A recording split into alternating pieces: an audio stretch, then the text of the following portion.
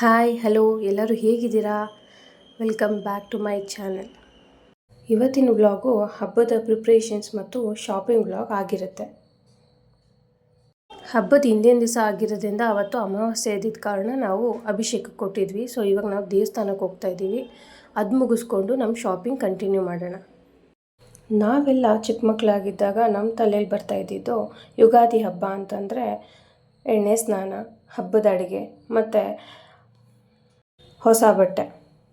ಆದರೆ ನಮ್ಮ ತಲೆಗೆ ಇವಾಗ ಬರೋದು ಬೆಳಗ್ಗೆ ಎದ್ದು ಏನು ಅಡುಗೆ ಮಾಡಬೇಕಪ್ಪ ಹಬ್ಬಕ್ಕೆ, ಮತ್ತು ಮನೆ ಕೆಲಸ ಎಲ್ಲ ಎಷ್ಟೊತ್ತಿಗೆ ಮುಗಿಯುತ್ತಪ್ಪ ಅನ್ನೋದು ಅಷ್ಟೇ. ದೊಡ್ಡವ್ರು ಆಗ್ತಾ ಆಗ್ತಾ ನಮ್ಮ ಎಲ್ಲ ಪ್ರಿಯಾರಿಟೀಸ್ ಚೇಂಜ್ ಆಗ್ತಾ ಹೋಗುತ್ತೆ. ಈಗ ಬನ್ನಿ, ನಾನು ಹೂವು, ಬಾಳೆಹಣ್ಣು, ಸ್ವಲ್ಪ ಮನೆಗೆ ಐಟಮ್ಸು ಮತ್ತು ಹಬ್ಬಕ್ಕೆ ಬೇಕಾಗಿರೋ ಐಟಮ್ಸ್ ತೊಗೊಳ್ಳೋಕ್ಕೋಸ್ಕರ ಮಾರ್ಕೆಟಿಗೆ ಬಂದೆ. ನೋಡಿ ಎಷ್ಟು ಟ್ರಾಫಿಕ್ ಜಾಮ್ ಇದೆ ಅಂದರೆ, ನಾವು ಕಾರ್ ಬಿಟ್ಬಿಟ್ಟು ಮತ್ತೆ ಟೂ ವೀಲರ್ ತೊಗೊಂಡು ಬಂದ್ವಿ. ಈ ಟ್ರಾಫಿಕಲ್ಲಿ ಆಗಲ್ಲ ಅಂದ್ಬಿಟ್ಟು ಆಲ್ಮೋಸ್ಟ್ 1 ಕಿಲೋಮೀಟ್ರ್ ತನಕ ಜಾಮ್ ಇತ್ತು.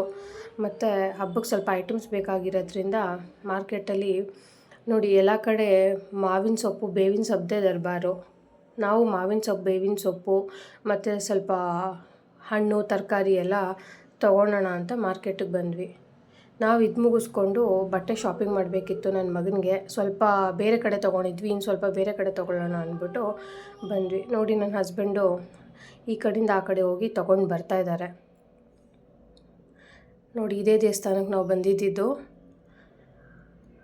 ಇದೆಲ್ಲ ಮುಗಿಸ್ಕೊಂಡು ನಾವು ಹೋಗಿದ್ದು ವಿದ್ಯಾರಣ್ಯಪುರದಲ್ಲಿರೋ ಸ್ಟೈಲ್ ಯೂನಿಯನ್ಗೆ.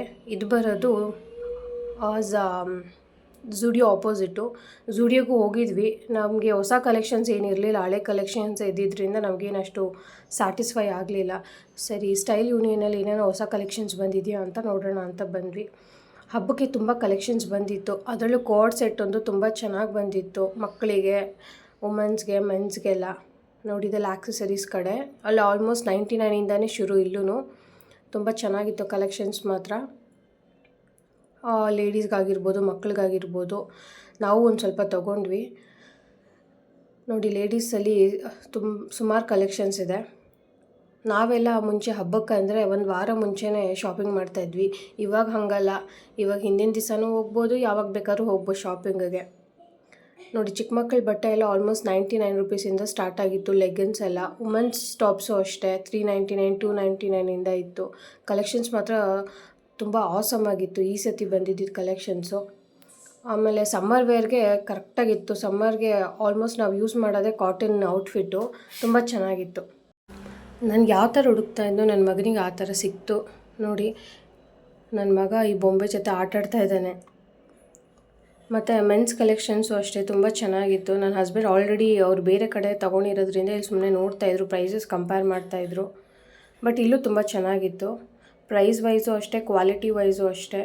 ಯಾರು ಇನ್ನೂ ವಿಸಿಟ್ ಮಾಡಿಲ್ಲ, ಹೋಗಿ ವಿಸಿಟ್ ಮಾಡಿ, ತುಂಬ ಚೆನ್ನಾಗಿದೆ. ನೋಡಿ ಇದು men's collections, kurtas, pyjamas, shirt, pant ಎಲ್ಲನೂ ನಮಗೆ ಅಫೋರ್ಡಬಲ್ ರೇಟಲ್ಲೇ ಇತ್ತು, ಚೆನ್ನಾಗಿತ್ತು. ಹಬ್ಬ ಅಂದರೆ ಶಾಪಿಂಗ್ ಒಂದು ಕಡೆ ಆದರೆ ಮನೆ ಕೆಲಸ ಒಂದು ಕಡೆ ಇರುತ್ತೆ. ಶಾಪಿಂಗ್ ಇದ್ದರೂ ನನ್ನ ಟೆನ್ಷನ್ ಇದ್ದಿದ್ದು ಮನೆಗೆ ಹೋಗಿ ಯಾವಾಗಪ್ಪ ಎಲ್ಲ ಕೆಲಸ ಕಂಪ್ಲೀಟ್ ಮಾಡ್ತೀನಿ ಅಂತ.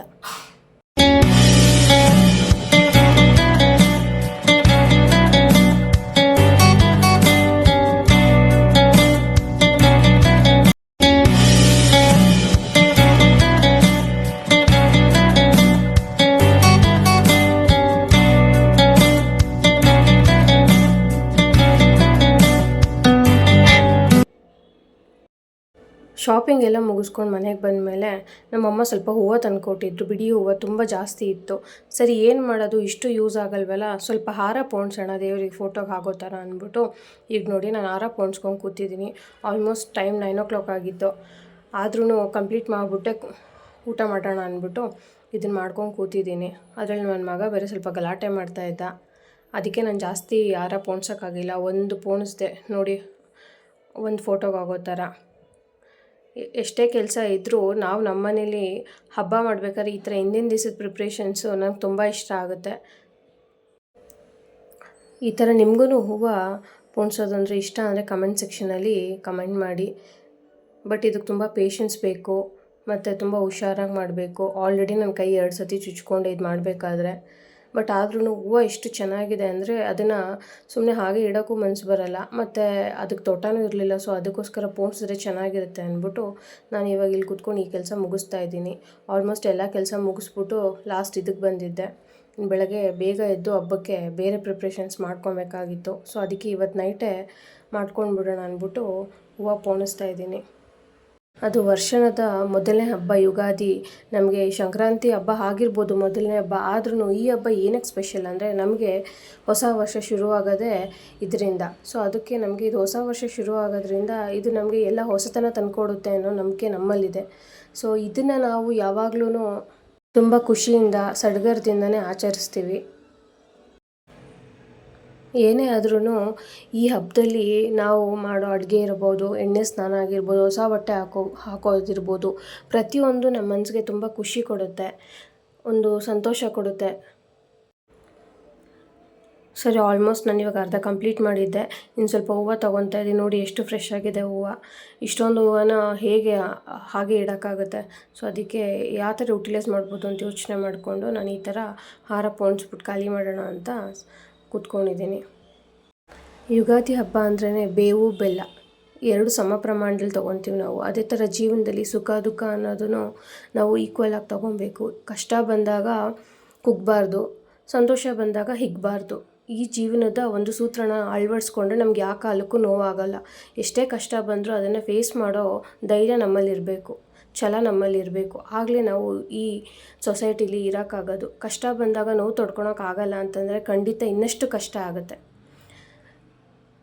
ಸುಖ ಬಂದಾಗಲೂ ಅಷ್ಟೇ ಸಮ ಪ್ರಮಾಣದಲ್ಲಿ ತೊಗೊಬೇಕು. ತುಂಬ ಸುಖ ಬಂದಾಗೂ ನಮ್ದು ಇದೇ ಲೈಫ್ ಹೀಗೆ ಇರುತ್ತೆ ಅಂತಲೂ ಅಂದ್ಕೊಬಾರ್ದು. ಒಂದಿನ ಮೇಲ್ಗಡೆ ಇದ್ದವ್ರು ಕೆಳಗಡೆ ಬರಬೇಕು, ಕೆಳಗಡೆ ಇದ್ದವ್ರು ಮೇಲ್ಗಡೆ ಹೋಗಬೇಕು. ಅದೇ ಥರ ನಾವು ಬೇವು ಬೆಲ್ಲನ ಸಮನಾಗಿ ತೊಗೊಳ್ಳೋದೇ ಅದೇ ಕಾರಣದಿಂದ ಯುಗಾದಿ ಹಬ್ಬಕ್ಕೆ. ಈಗ ನೋಡಿ, ನಾನು ಪೋಣಿಸಿರೋ ಹೂವು ಒಂದು ಹಾರ ಕಂಪ್ಲೀಟ್ ಆಯಿತು. ಇನ್ನೊಂದು ಸ್ಟಾರ್ಟ್ ಮಾಡೋಣ ಅನ್ನೋಷ್ಟರಲ್ಲಿ ನನ್ನ ಮಗ ಗಲಾಟೆ ಮಾಡ್ತಾಯಿದ್ದ. ಅದಕ್ಕೆ ನಾನು ಇದು ಒಂದಕ್ಕೆ ಕಂಪ್ಲೀಟ್ ಮಾಡಿದೆ. ಇನ್ನೊಂದು ಚಿಕ್ಕದು ಮಾತ್ರ ಮಾಡೋಕ್ಕಾಯಿತು. ಅದನ್ನು ನನ್ನ ಜೊತೆ ಇವಾಗ ಶೇರ್ ಮಾಡ್ತೀನಿ. ಯಾರ್ಯಾರು ಇನ್ನೂ ನನ್ನ ಚಾನಲ್ನ ಸಬ್ಸ್ಕ್ರೈಬ್ ಮಾಡಿಲ್ಲ, ಹೋಗಿ ಸಬ್ಸ್ಕ್ರೈಬ್ ಮಾಡ್ಕೊಳ್ಳಿ, ಲೈಕ್ ಮಾಡಿ, ಮತ್ತು ಪಕ್ಕದಲ್ಲಿರೋ ಬೆಲ್ ಐಕನ್ನ ಕ್ಲಿಕ್ ಮಾಡಿ ನನ್ನೆಲ್ಲ ವಿಡಿಯೋ ನೋಟಿಫಿಕೇಷನ್ಗೋಸ್ಕರ. Thank you.